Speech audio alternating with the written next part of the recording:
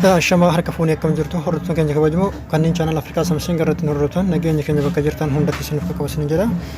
Tole egaa hordoftoota keenya jechuudha barnoota keenya kan irratti walitti deebinee jirra.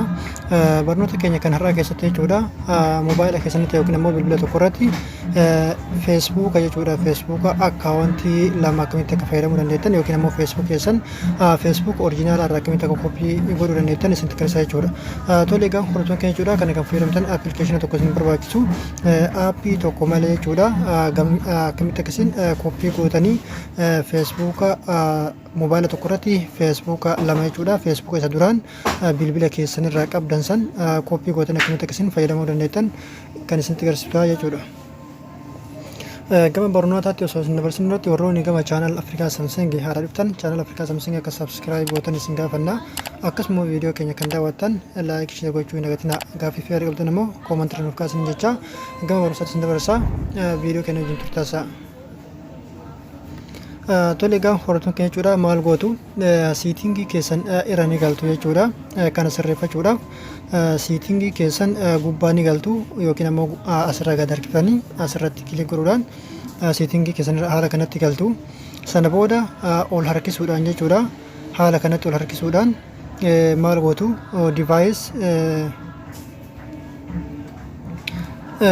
future kan irratti tokkoof ni cuqaaftu. Sana booda maal gootu haala kanatti ol harkiftu dual messenger iddoo kanatti kilik ni gootu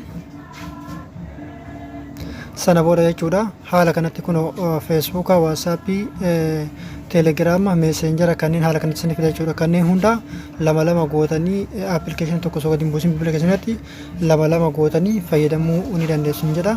Fakkeenyaaf mee Facebook isinitti agarsiisu al tokko asirratti kilik ni gootu sana booda maal gootu jala kanatti gabbuutanii install jettu kanarratti ni cuqaaftu sana booda maal gootu confirm gootu. Okay hamma nuuf xumuramu sana ayinu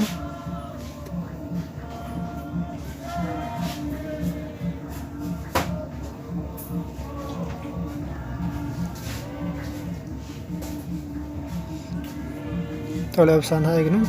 Tole haala kanatti Facebook koppii gootanii jirtanii jechuudha. Sana booda Messenger yoo barbaadan haala kanatti asirratti kilik gootu. Sana booda gabbuutanii asirratti install gootu. Sana booda haala kanatti koppii isiniif tahee jira jechuudha yookiin ammoo Facebook keessan irratti bilbila tokko irratti accounty lamaan Facebook keessan fayyadamuu ni dandeessu jechuudha. Egaa hordoftoota keenya akkuma isin argitan jechuudha kuni Facebook koppiidha jechuudha kuni Facebook koppiidha kunis ammoo Messenger koppiidha jechuudha. Asirratti kilik yoo godhan fakkeenyaaf accounty biraatiin yookaan ammoo accounty haarayaan seenuu dandeessu jechuudha. Tole akkuma isin argitan jechuudha haala kanatti isiniif hin ture jechuudha yeroo jalqabaatiif Facebook yeroo jalqabaatiif dhaqxanii banuuf deemtan haala kanatti tura jechuudha. Isin fakkeenyaaf amma kan jalqaba fayyadamaa jiru yookiin immoo Facebook normaala yoo isinitti agarsiisa kun koppii normaalaati jechuudha. Kun koppii normaalaati normaala ammoo jechuudha yoo seenes agarsiisa accounty duraan irratti banee fayyadamaa jirutu jira jechuudha. Kanaaf haala kanatti bantanii fayyadamtu jechuudha. Fakkeenyaaf Facebook normaala yoo isinitti agarsiise yookiin immoo Facebook koppii hin ta'in jechuudha original yoo isinitti agarsiise haala kanatti jechuudha. Kun fayyadamuutti jira jechuudha duraanuu banee already seenee fayyadamuutti jira jechuudha. Kun immoo jechuudha akkuma isin agartan koppii isaati gana banuu na barbaachisa jechuudha. Haala kanatti emailii fi paaspoortii keenya gaafata paaspoortii fi emaila irratti guutuu barbaadu san irratti guutee accounty haarayaan jechuudha accounty biraatiin Facebook kanas fayyadamuu danda'a jechuudha.